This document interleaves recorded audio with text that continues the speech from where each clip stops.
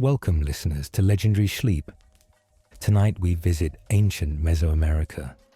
The Aztecs built their cities beneath towering mountains and unpredictable skies. They lived in close connection with the earth and sky, believing that every storm and harvest was shaped by divine forces. Among the gods, Tlaloc was one of the most powerful.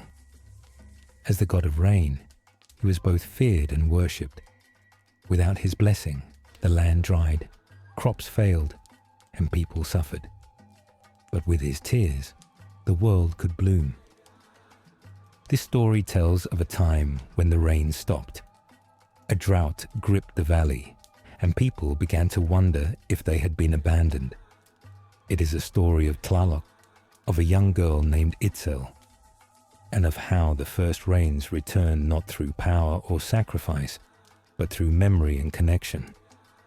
You'll meet Tlaloc, whose sorrow kept the skies dry, and Chalchiutlique, the goddess of rivers and lakes. From here forward, we'll refer to her as the river goddess. And you'll meet Itzel, a girl whose quiet hope reached higher than any temple.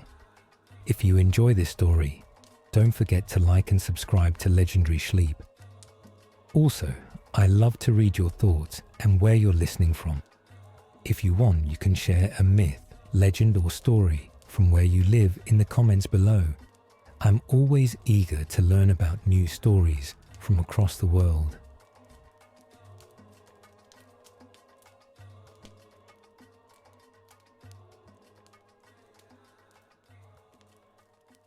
Chapter 1. The Kingdom Above the Clouds. Long ago, before the world was fully formed, the Aztecs believed the sky held powerful gods who controlled the weather, life, and death. At the center of this belief was Tlaloc, the god of rain. He wasn't just any god. He was one of the most important, because without rain, there was no food, no crops, no life. Tlaloc lived in a place called Tlalocan, a kingdom above the clouds.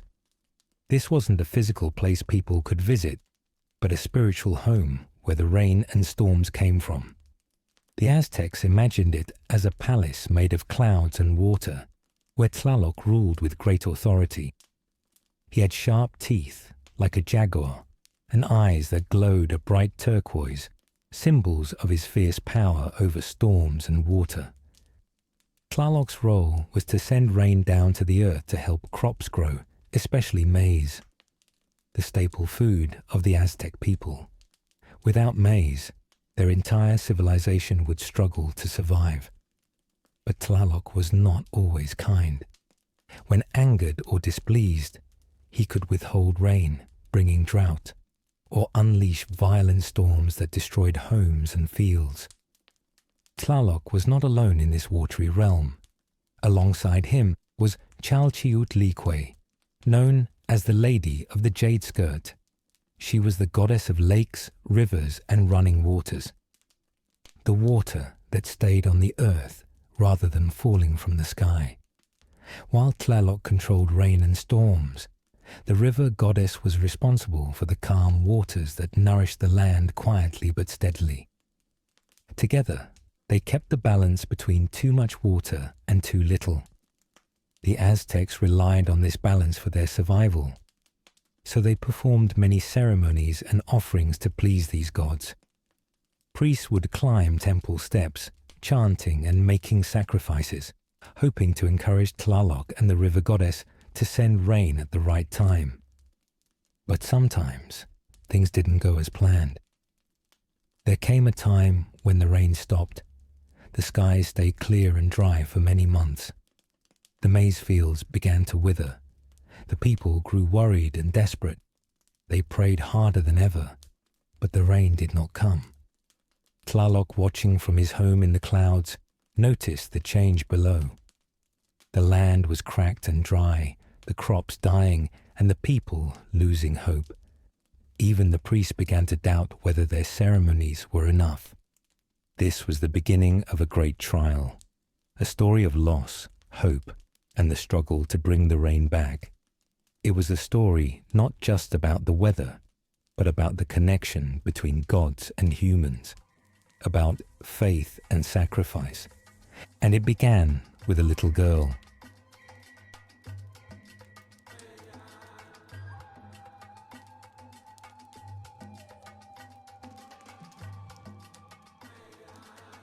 Chapter 2. Itzel's Village. Itzel lived in a small village nestled between dry hills and the fading forests. The drought had been going on for many months, and everything around her seemed to be fading. Leaves crackled like paper underfoot. Rivers shrank into muddy trails.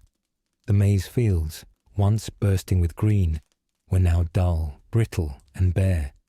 But Itzel understood the fear that had begun to settle in. Her father, once proud and full of stories, now sat silently, carving the same piece of wood every night. Her mother measured out every drop of water, guarding it like treasure. The well near their home had dried up, and the stream where she used to play had become nothing more than dust and stone. The villagers met each week at the temple, offering whatever they had to Tlaloc and the river goddess. But their altars had fewer flowers. Their chants were quieter. Some people stopped coming altogether, saying the gods had turned away. Others whispered that perhaps they had been punished. But Itzel still believed. Every morning before sunrise, she took a small item, a maize kernel, a bright stone, or a feather, and left it at the base of the old tree behind her house. She didn't ask for anything. She just hoped someone was listening. One morning, while wandering farther than usual, she saw something impossible. A stalk of green. Pushing up between two rocks was a single maize plant, fragile but alive. Her breath caught. She rushed to it, touched its leaves. It wasn't a dream. Itzel returned every day. She cleared weeds, brought water from the last clay jug at home, and shaded it with woven leaves. She didn't tell anyone. It was her secret, a sign, a reason to keep hoping. She began to notice things around the stalk. The soil was damp, cooler. A few beetles and birds gathered there too. Something about the place felt protected, like it had been watched over. Could it be that the gods had spared this one patch? She didn't know for sure, but she began to wonder if the gods weren't absent, just waiting for the right moment. And maybe, just maybe, she could be the one to remind them.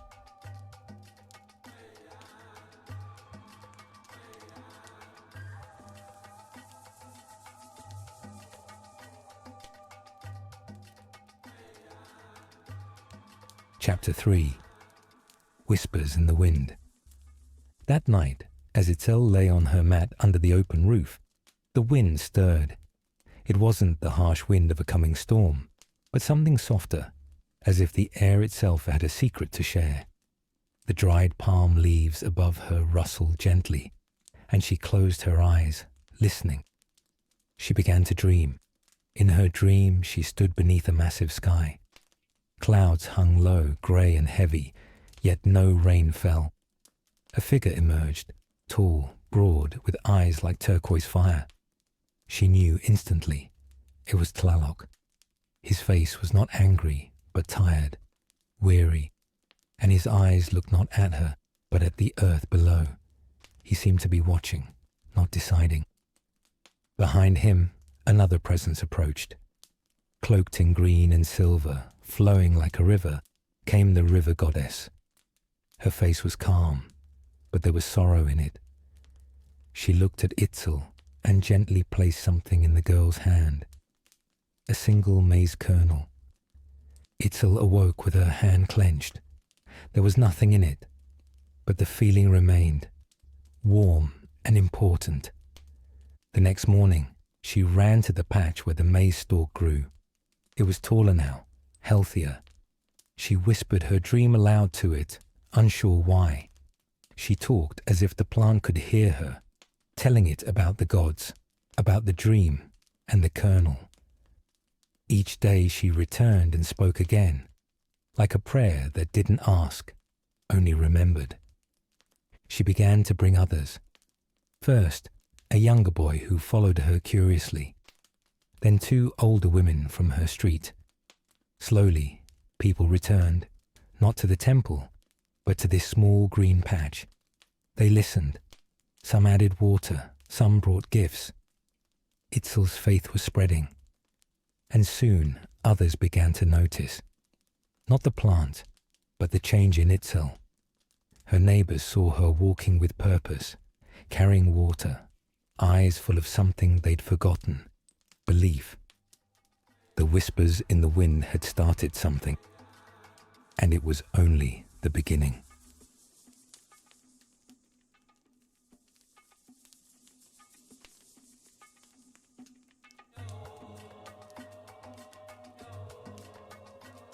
Chapter 4.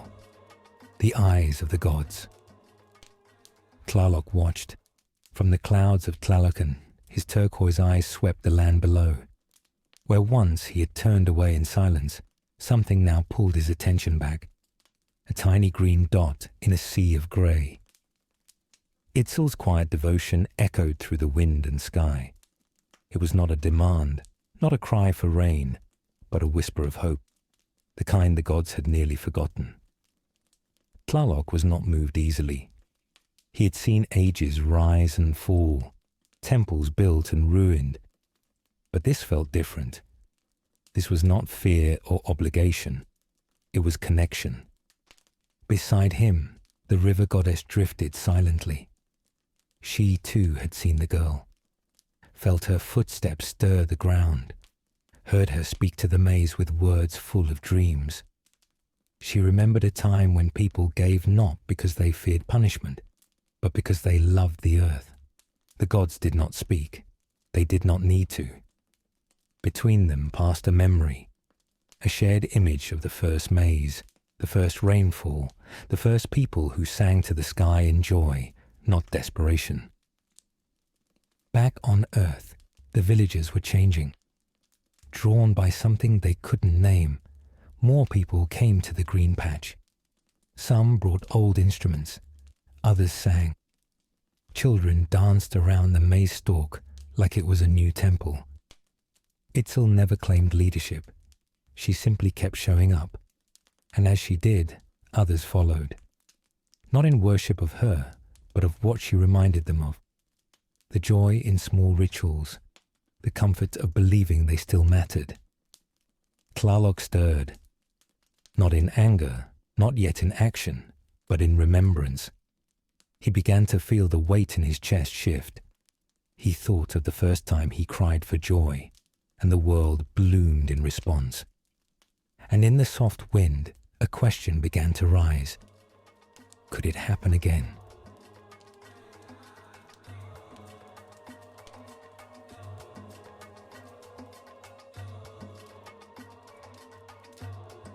Chapter 5. The Gods' Watchful Eyes. The single stalk of maize in Itzel's village grew stronger, standing out against the dry, cracked earth all around. Though the drought still gripped the land, this small green patch became a quiet symbol of hope for the villagers. People came to see it, bringing simple offerings like feathers or small gifts, placing them gently at its base. Even the elders, who had long lost hope, whispered prayers as they passed. Far above, in the kingdom of Tlaloc, the gods observed what was happening below. Tlaloc, the powerful god of rain, looked down at the suffering earth with tired eyes. The prayers and offerings from the people had felt empty to him, more out of fear than true faith. But this quiet hope from a young girl named Itzel was different. It was sincere, pure, and full of trust. Beside him stood the river goddess, the gentle goddess of lakes and rivers. While Tlaloc ruled over storms and rain, she watched over calm waters that sustained life quietly and steadily. She saw how the tiny maize stalk was growing, nourished by hidden moisture in the soil, shielded from the harsh drought. She felt compassion for this small miracle. Tlaloc admitted to her that he had grown weary. Together, they decided to send a sign, a small messenger to remind the people the gods were still watching and caring. They chose a bright, swift bird to carry this message of hope. On Earth, the villagers began to notice subtle changes. The mornings were cooler, the sky deeper blue, and clouds gathered with promise. Birds returned, singing clearly, and the maize plant grew taller and greener. Itzel felt the change within herself too. The rain had not yet come, but something was stirring. She gathered the village children and elders, telling them about the gods' watchful eyes and the power of hope. They offered maize kernels, feathers, and carvings beneath the old tree by the maize patch, singing songs of belief rather than fear. News of this quiet revival reached the priests in the city. Some dismissed it, saying no hope could break the drought. Others sent envoys to see. They found a village united by gentle faith, caring for a single maize stalk in a way that no grand ceremony could match. The priests returned sharing this story, reminding others that the gods responded not only to grand sacrifices, but also to humble, sincere faith. Watching from above, Tlaloc felt something soften in his heart.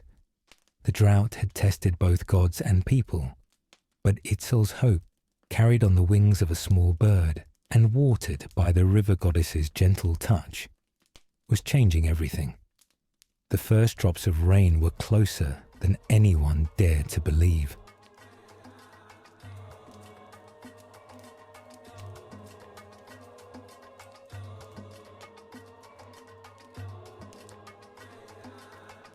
Chapter 6. The First Drops. Days passed, and the small green maize stalk became a beacon of quiet determination. The villagers watched it with hopeful eyes, but the sky remained mostly clear. Itzel continued her daily visits, bringing water carefully saved from their last reserves. She spoke to the plant as if it could understand, whispering promises of better days. One afternoon, as the sun began to dip behind the distant hills, a soft change stirred in the air. The wind shifted, cooler now, carrying a faint scent of wet earth. Itzel paused in her chores and looked up, her heart beating a little faster. Dark clouds had gathered above, slow and heavy, unlike the sharp storms she had heard stories about. The villagers noticed too, gathering outside their homes, their eyes fixed on the sky, as if it held an answer to a long-held question. Then, almost imperceptibly, the first drop fell. One, then another. Slowly, a gentle rain began to fall. It was not the fierce storm that could flood fields and break branches, but a soft, steady rain. The kind that nourishes roots and fills rivers. Itzel ran outside, arms raised, laughing as the drops kissed her skin. Around her, others emerged from their homes, faces lifted to the sky, mouths open to catch the blessed water. The drought, which had seemed endless, was finally breaking. The river goddess watched with quiet pride. Her calm waters had mingled with the rain, nourishing the earth more deeply than any single storm could. The soil beneath the maize stalk, once cracked and dry, softened and darkened, ready to feed new life. Tlaloc too looked down. His fierce turquoise eyes softened. He saw the joy the rain brought, not just to the land but to the people who had never stopped hoping. The gods had tested their faith, but Itzel's simple trust had reminded them of the bond between sky and earth. The villagers danced beneath the rain, their voices rising in songs of gratitude. They knew the road ahead was still long, and the rains would not fall every day, but this was a start. The maize would grow again, and with it, their future. As night fell, the rain softened to a mist, and the skies cleared once more. Itzel sat by the maize stalk, now taller and stronger, feeling a deep peace. The gods had heard them, not because of grand sacrifices or fear, but because of hope and quiet faith. This moment, small and gentle, was the turning point, the beginning of the land's healing.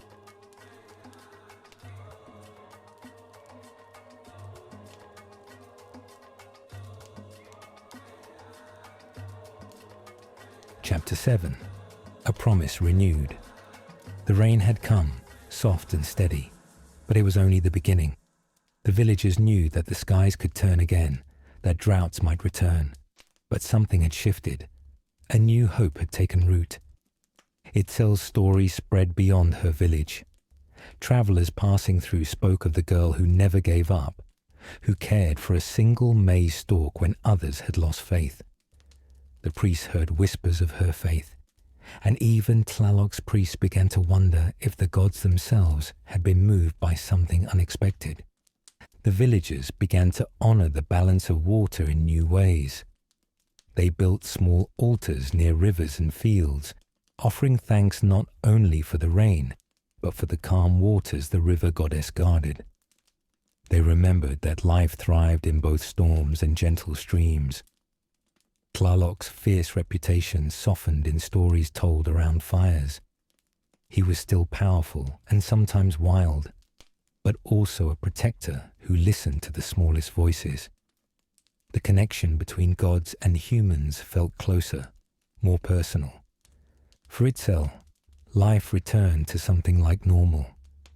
She helped tend the growing maize fields alongside her family, yet she carried a quiet wisdom, a sense that the gods were always watching, always connected to the land and its people. And when the rains fell again, it was not just water from the sky. It was a promise, a reminder that even in the hardest times, hope could bring change.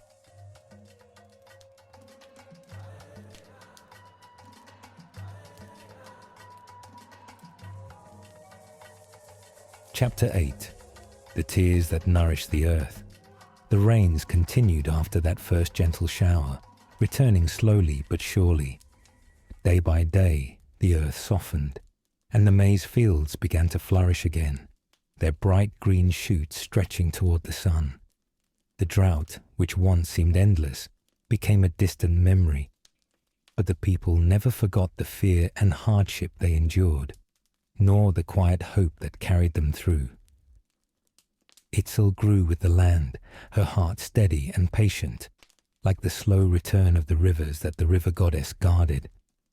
She never stopped believing, even when the skies were empty and the earth cracked beneath her feet. Her faith had become a bridge between the gods and the people, a reminder that even the greatest powers could be touched by hope and persistence. Tlaloc, the god of rain, had watched the villagers closely. It was not force or anger that brought him to open the skies again, but the sincere prayers of a child who cared deeply for the earth. His fierce storms softened into nurturing rains, and the rivers and lakes that the river goddess tended overflowed with life. Together, their waters brought balance back to the world. The people's ceremonies grew more heartfelt, but less fearful. They understood that the gods were not distant tyrants, but guardians of the delicate cycle of life. Offerings were made with gratitude, not desperation. The priest's chants became songs of thanks, carried by the wind across the valley. In the quiet moments after the storms, when the sun would shine through the wet leaves, the villagers would gather to watch the maize grow, feeling connected to something greater. Itzel, now older, walked among them with a gentle smile.